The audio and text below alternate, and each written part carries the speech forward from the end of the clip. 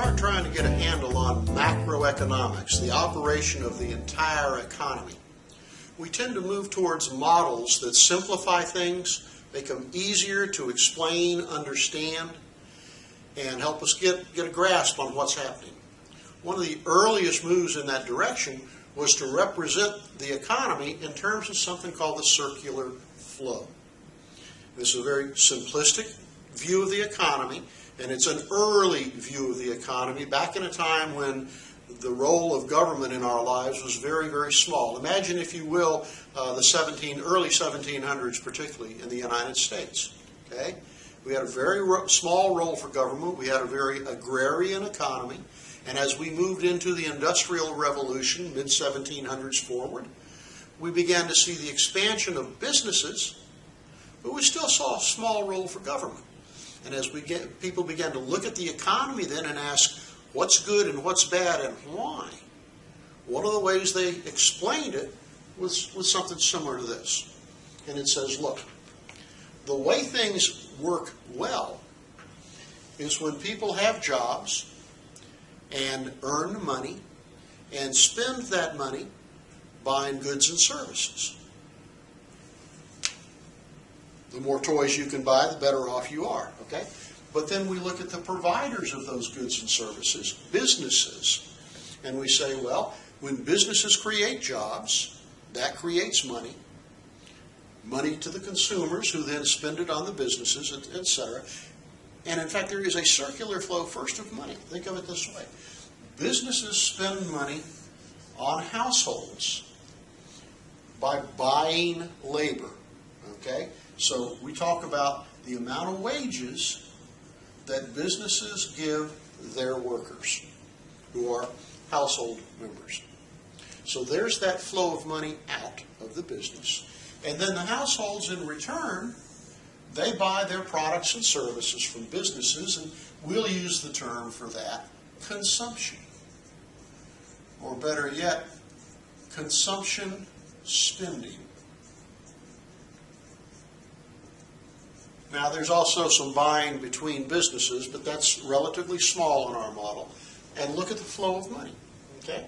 And just in passing, there's a reverse flow of services or products in there, because now households are providing in return for those wages their labor,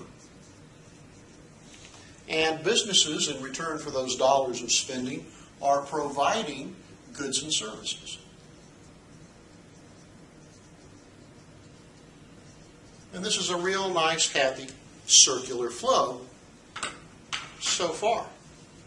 And as long as that flow keeps flowing, keeps going, and the money keeps passing through and changing hands, people have plenty of jobs, and businesses have plenty of sales, so they're making profits, and they're creating jobs for folks, and everybody lives happily ever after. Okay?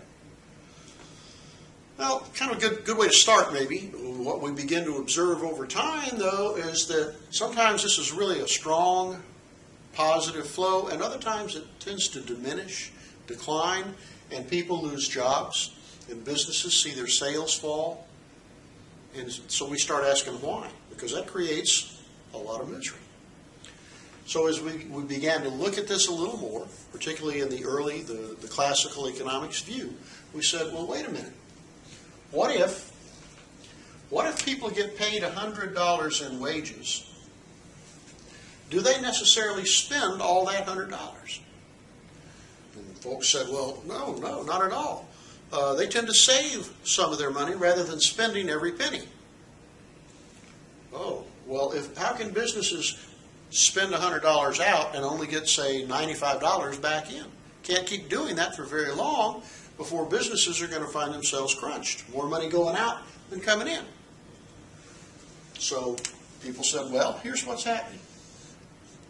$95 gets spent, let's say, but $5 gets saved.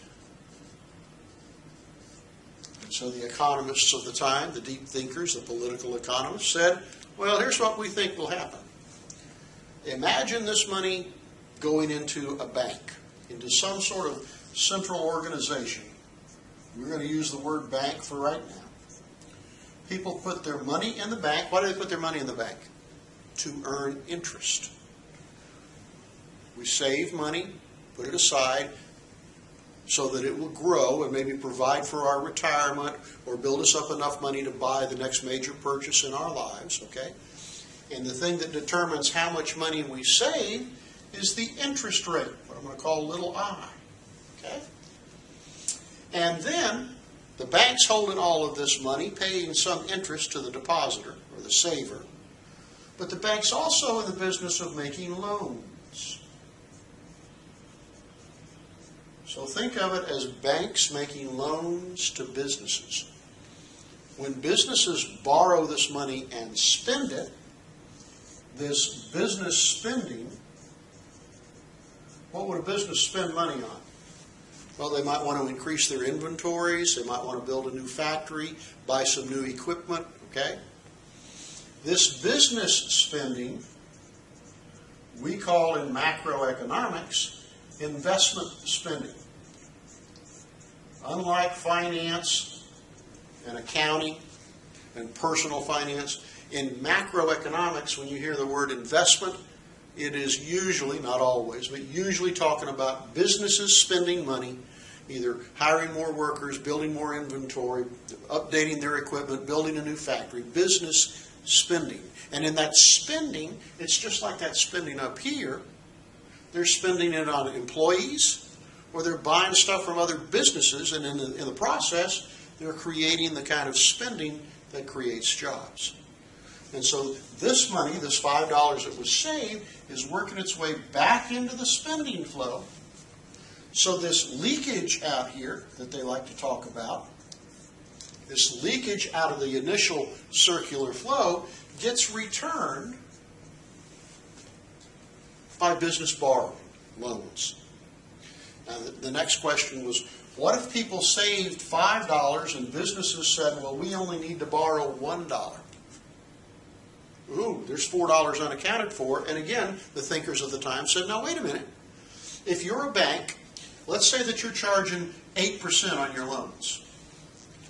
And now you find that businesses don't want to borrow as much as you have available. What can you do to get them to borrow more money? Eureka! Let's charge them a lower interest rate. Let's charge them 6%. And if at 6% they begin to borrow $3, that's to the good, right? You're making more loans, more of that $5 is finding its way back into the economy. But what's happening over here to the savers? At a lower interest rate, maybe they're not saving as much money. They're only saving $3. And so the answer by the thinkers of the time was that flexible interest rates, banks being able to raise or lower their interest rates, will always cause the level of savings to equal the level of investment. Okay? Savings equals investment. That's our big conclusion here with the circular flow under the classical view. That any money that leaks out will be redirected back into the economy in exactly the right amount, because if banks have too much money, they'll reduce the interest rates. And if banks find that they don't have enough money to satisfy loans, they'll raise the interest rates, which will reduce the amount borrowed and increase the amount saved. Bingo, equilibrium supply and demand in the loanable funds market. That's the circular flow, and it's a good way to refer things, a good set of terminology as we go along. But there's no guarantee that it's exactly correct. Thank you.